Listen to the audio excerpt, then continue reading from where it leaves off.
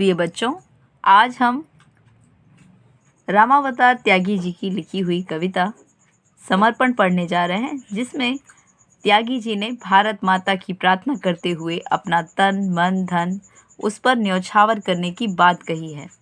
आइए उत्साह, उमंग, त्याग व समर्पण की भावना से ओतप्रोत यह कविता पढ़ें, लेकिन इसके पहले हम रामावतार त्यागी के विषय में कुछ जान लें। हिंदी कविता के ओजस्वी कवि रामावतार त्यागी का जन्म उत्तर प्रदेश के मुरादाबाद कुरकावली नामक गांव में 17 मार्च 1925 को हुआ था। इनकी कविताओं में मानवीय संवेदनाओं का गहरा चित्रण देखने को मिलता है। आठवां स्वर, नया खून, मैं दिल्ली हूँ, गीत सप्तक, गुलाब और बबूल वन, ये सभी इनकी प्रमुख कृतियाँ हैं। त्यागी जी का निधन 12 अप्रैल 1985 को हुआ था। आइए अब हम इस कविता का सस्वर पाठ करें एवं इसके भावार्थ को समझें। कवि रामावतार त्यागी जी भारत माता के प्रति भक्ति भावना से पूर्ण होकर यह कविता लिख रहे हैं, जिसमें वे भारत माता को संबोधित करते हुए कह रहे हैं, मन समर्पित, तन समर्पित और यह जीवन समर्पित, चाहता हूँ देश की धरती तुझे कुछ और भी दूँ। कवि कह रहे हैं, हे भारत माँ, आपके चरणों में मेरा मन और तन और पूरा का पूरा जीवन समर्पित है, लेकिन हे मेरे देश की धरती, मैं चाहता हूँ कि तुझे इसके अतिरिक्त कुछ और भी दूँ। माँ तुम्हारा ऋण बहुत है, मैं अकिंचन, किंतु इतना कर रहा फिर भी निवेदन, थाल में लाऊं सजा कर भाल जब भी, कर दया स्वीकार लेना यह समर्पण। कवि कह रहे हैं, हे भारत माँ, आपका मुझ पर बहुत ऋण है। भारत माँ, धरती माँ हमें सब कुछ देती हैं, अन्न, वस्त्र, सब कुछ जो भी हमारे लिए ज़रूरी होता है वो सब कुछ हमें इस धरती से ही मिला है। इसलिए कवि कह रहे हैं कि हे माँ, आपका मुझ पर ऋण बहुत है, लेकिन मैं अकिंचन हूँ, मैं गरीब हूँ, इतना गरीब हूँ कि आपके ऋण को उतार नहीं सकता। लेकिन मैं इतना निवेदन कर रहा हूँ कि जब भी मैं थाली में अपना शीश सजा कर लाऊं, आपके लिए लड़ते लड़ते मेरा जीवन कुर्बान करके मेरा शीश जब आपके सामने आए, मेरा मस्तक आपके सामने आए, तो आप दया करके इसे स्वीकार लेना और इसे मेरा समर्पण समझना। आगे की पंक्तियों में कवि कह रहे हैं, गान अर्पित, प्राण अर्पित, रक्त का कण कण समर्पित, चाहता हूँ देश की धरती तुझे कुछ और भी दूँ। कवि कह रहे हैं, हे माँ, मेरा हर गीत आपके चरणों में अर्पित है, मेरा प्राण आपके चरणों में अर्पित है, मेरे रक्त का कण कण आपके लिए समर्पित है, लेकिन हे धरती माँ, हे भारत माँ, मैं चाहता हूँ कि मैं इसके अतिरिक्त आपको कुछ और भी दूँ।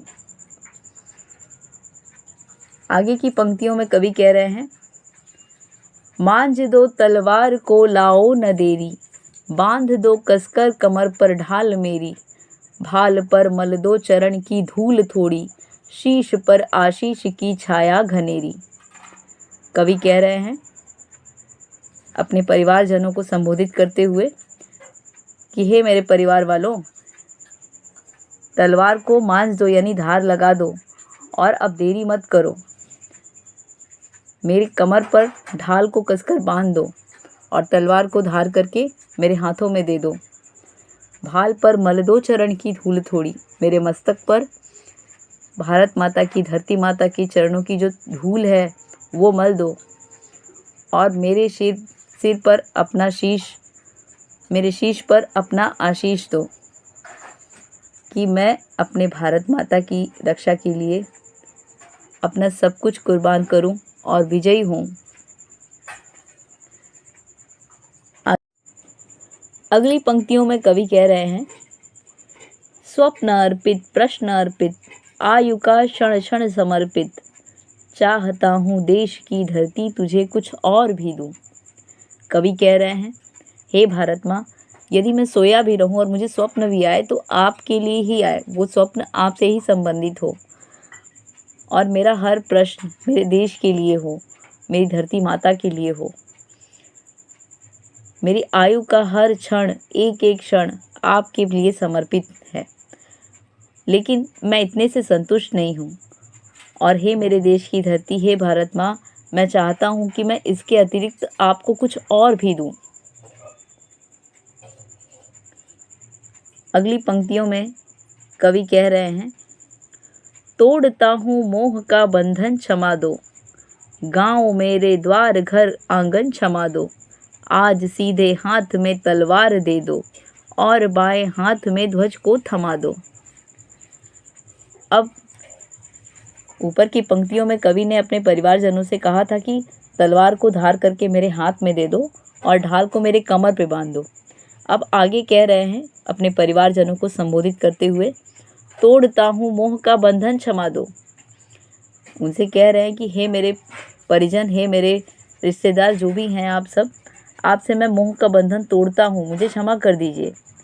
अब वो अपने गांव, घर, आंगन, इन सभी से क्षमा मांगते हैं, क्योंकि इन सभी के प्रति हर किसी का कोई ना कोई दायित्व, कोई ना कोई कर्तव्य होता है। लेकिन क्योंकि कवि अपने देश के लिए, अपनी भारत माता के लिए लड़ने जा रहे हैं, तो इन सब के लिए कुछ नहीं कर पाएंगे, इसलिए वे अपने घर, द्वार, आंगन, इन सभी से क्षमा मांगते हैं और कहते हैं कि आज सीधे हाथ में तलवार दे दो, आज मेरे सीधे वाले हाथ में तलवार दे दो और दूसरे बाएं हाथ में ध्वज थमा दो, भारत माता का, धरती माता का ध्वज थमा दो। कविता की अंतिम पंक्तियों में कवि कह रहे हैं, सुमन अर्पित चमन अर्पित, नीड़ का तृण तृण समर्पित, चाहता हूँ देश की धरती तुझे कुछ और भी दूं। कवि कह रहे हैं, हे भारत माँ, हे धरती माँ, सुमन अर्थात मेरा जीवन रूपी पुष्प आपके चरणों में अर्पित है और चमन अर्थात इस शरीर से संबंधित हर वस्तु आपको समर्पित है। नीड़ का तृण तृण समर्पित अर्थात मेरे जो घर का एक एक तिनका है वो सब कुछ आपके चरणों में समर्पित है।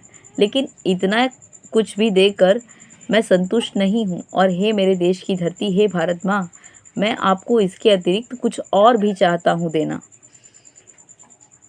तो कविता की इन पंक्तियों में रामावतार त्यागी जी ने देश के प्रति अपने प्रेम को परिलक्षित किया है।